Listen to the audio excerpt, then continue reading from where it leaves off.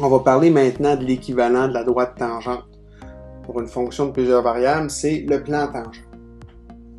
On a vu au chapitre 5 que l'équation de la droite tangente, supposant que la dérivée existe, une droite tangente unique, on peut l'écrire comme ça. Fait que la valeur de y, ou y c'est une droite, pardon, dont l'ordonnée à l'origine, non, c'est pas l'ordonnée à l'origine, excusez, dont la pente est f' de A, f' de A. Ça, je peux l'écrire d'une façon différente. Laissez-moi le réécrire, là. Je me suis mélangé, mais laissez-moi le réécrire de cette façon-ci. Y, ça va être f' de A fois x, plus, j'ai f de A, moins f' de A fois A.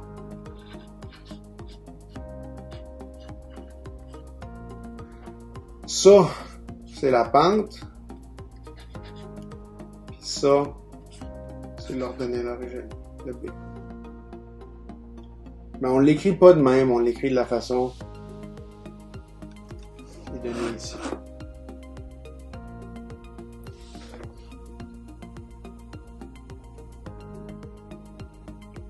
On va réessayer ça.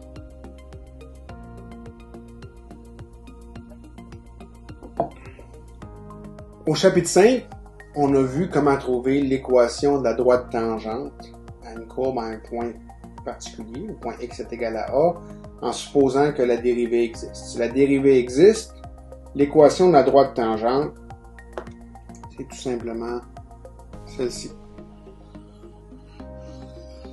Ça, c'est la pente de la droite tangente.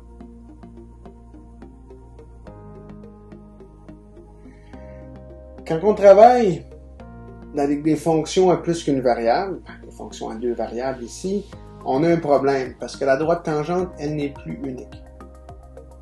En général, si vous avez une surface, puis un point, il y a une infinité de droites qui sont tangentes à ce point-là. Mais, toutes ces droites-là, l'infinité de droites, possèdent une propriété en commun. Elles font toutes partie du même plan, qu'on appelle le plan tangent. Le plan tangent, c'est le plan qui repose sur la surface, qui la touche qu'à un seul point, un peu comme l'équivalent du cercle. Fait que je vais vous faire un petit dessin ici. On se souvient que la droite tangente au cercle,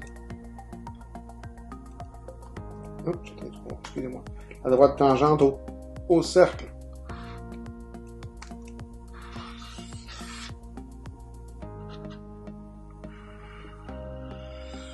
c'est quelque chose comme ça. Ben, le plan tangent à la sphère,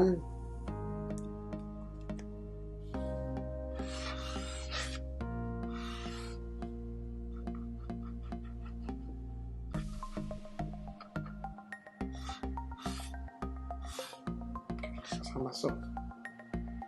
Ça touche la sphère seulement ici. Puis là, j'ai plein de droites tangentes. L'existence du plan tangent, on la connaît de façon intuitive. C'est la raison pour laquelle les gens pensent que il y a des gens qui pensent que la planète est plate. Parce que si nous, on se trouve sur la surface de la Terre ici, puis qu'on regarde dans ces directions-là, on regarde vraiment dans la direction du plan tangent. Notre vision va pas assez loin pour voir que la planète courbe.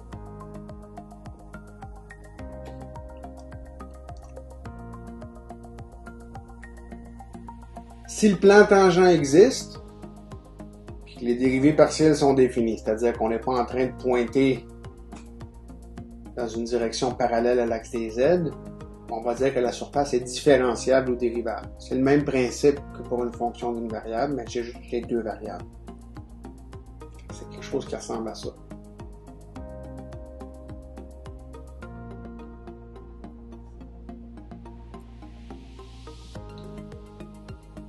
L'équation du plan tangent, ben, c'est une généralisation de l'équation de la droite tangente. Ça fait que si vous savez calculer la dérivée partielle par rapport à x au point d'intérêt, puis la dérivée partielle par rapport à y au point d'intérêt, puis que vous connaissez la valeur de la fonction au point d'intérêt, vous avez tous les termes requis pour calculer l'équation du plan tangent.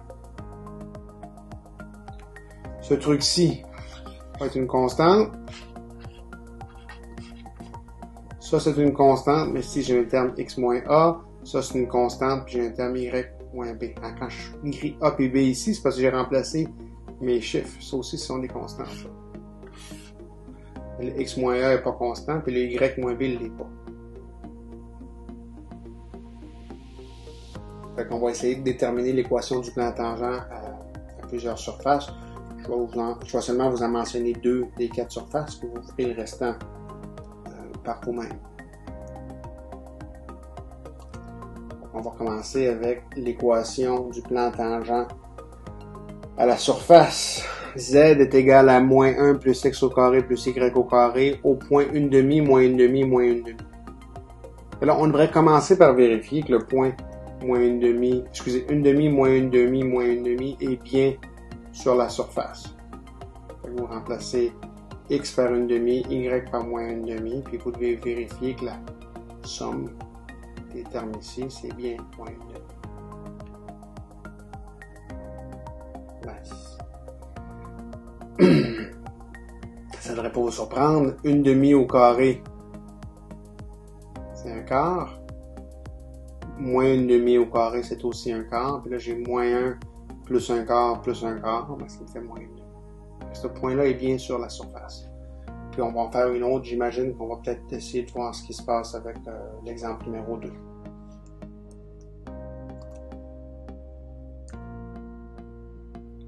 Fait que vous devez vérifier que le point est bien sur la surface, comme je vous ai dit. On l'a fait, mais vous pouvez revérifier ici. Là, vous devez connaître les dérivées partielles au point spécifique. Pour que ça fonctionne, on doit commencer par calculer les dérivées partielles en général. Fait qu'on se retrouve avec la fonction. On va la réécrire ici pour pas qu'on l'oublie.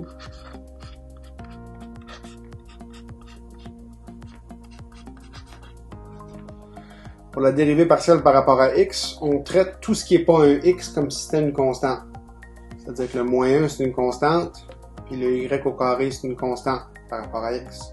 Fait que la dérivée d'une constante, moins 1, c'est 0. Ici, la dérivée du y au carré, c'est 0. Et la dérivée de x au carré par rapport à x, c'est 2x. Fait que la dérivée partielle par rapport à x, ça va toujours être 2x. Puis ben, si je remplace, si je l'évalue au point a qui est 1/2 puis b qui est 1/2, moins 1/2, pardon, je me retrouve à faire 2 fois la valeur de la première composante. C'est tout simplement 2 fois 1/2 qui est 1. Donc la dérivée partielle par rapport à x au point 1/2 moins 1/2, c'est 1. Je calcule la dérivée partielle en général par rapport à y. Quand je fais une dérivée partielle par rapport à y, tout ce qui n'est pas un y est considéré comme une constante. Donc, moins 1 puis x au carré sont des constantes, y au carré c'est une variable, c'est une fonction. La dérivée d'une constante, c'est 0. La dérivée d'autres constantes, c'est 0. Il me reste la dérivée d'y au carré par rapport à y, c'est 2y. Great. 2y, j'évalue cette fonction-là lorsque a est égal à 1/2, puis lorsque b est égal à moins 1/2. Je fais la substitution, je me retrouve avec moins 1. J'avais 1 ici.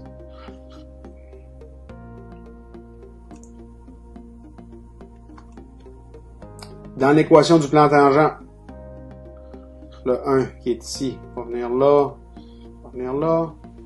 Le moins 1 qui est ici va venir là, va venir là.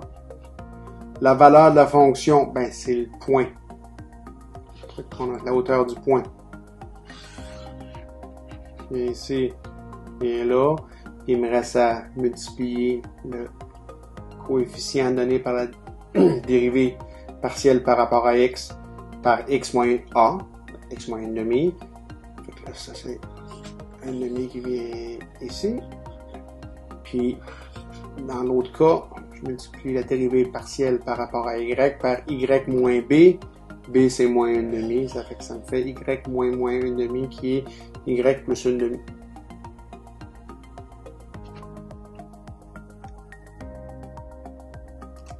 Puis si je simplifie l'expression, je me retrouve avec z qui est égal à moins 3/2 plus x moins y. C'est le plan tangent. Ça ressemble à ça. Là, si vous ne connaissez pas la géométrie en 3 dimensions, ça ne vous aide pas nécessairement, mais c'est ça qu'on obtient. Pour la deuxième fonction, pour rappel, je vais l'écrire ici.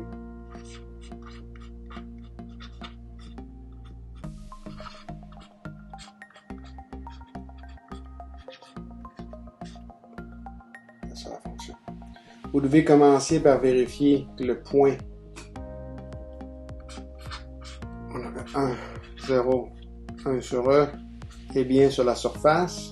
Ben, vous remplacez A par 1, B par 0, puis vous vérifiez que quand vous faites le calcul de f de AB, ça vous donne effectivement la valeur de Z ou C qui était E à la moins 1. Ça fonctionne. Hein, si ici j'ai un 1, ici j'ai un 0, ça me fait E à la moins 1. Là, pour pouvoir calculer l'équation du plan tangent, je vous rappelle, vous avez besoin de la dérivée directionnelle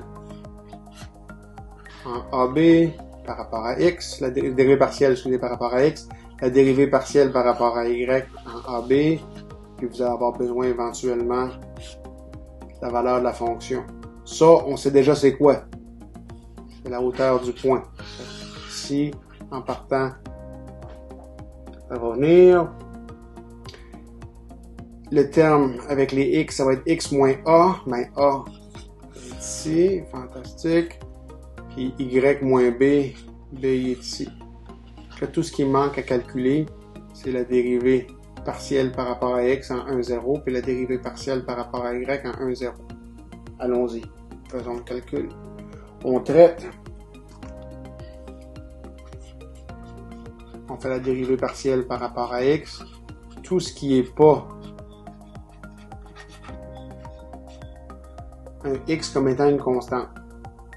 Mais je vais me servir des règles des exponentielles avant de partir ici. Ça me fait 1 à la moins y au carré fois e à la moins x au carré. Quand je dérive par rapport à y, bon, là, ce morceau-là, c'est une constante. Fait que la dérivée... Quand je dérive par rapport à x, pardon, ce morceau-là, c'est une constante. Fait que comment est-ce que je fais? J'ai la constante e à la moins y au carré fois la dérivée de e à la moins x au carré.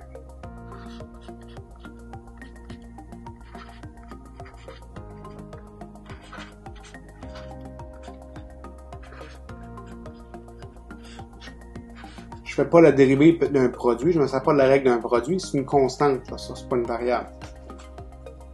Fait que e à la moins y au carré ne change pas, puis je fais la dérivée d'une exponentielle. Qu'est-ce qu'il faut que je fasse? Je commence par répéter l'exponentielle et ensuite je multiplie par la dérivée de l'exposant.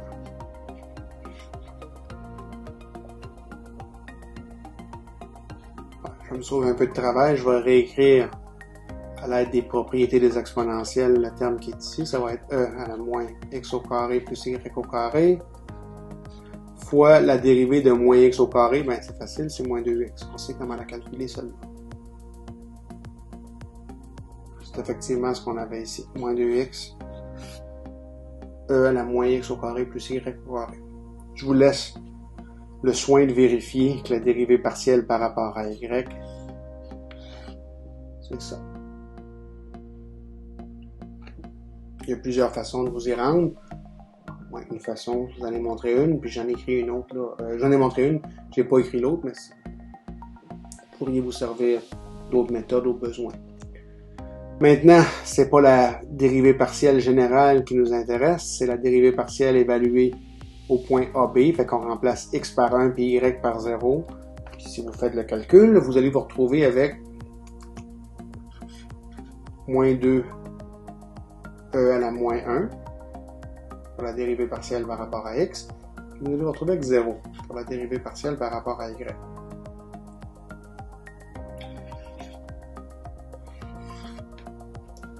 Là, vous avez tous les outils. Vous les mettez ensemble, vous simplifiez, puis vous vous retrouvez avec z qui est égal à e à la moins 1 fois 3 moins 2 e à la moins 1 fois x. Façon de l'écrire ou encore d'écrire comme je l'ai écrit ici. Terme constant. Le coefficient qui vient avec les x. Et bien, il n'y a pas de coefficient qui vient avec les y parce que la dérivée partielle par y était 0. C'est pas bien compliqué. Il faut juste savoir la formule pour l'équation du plan tangent. Il faut savoir calculer les dérivées partielles puis les évaluer au point de tangence. Vérifiez que vous êtes capable de faire avec les deux autres fonctions.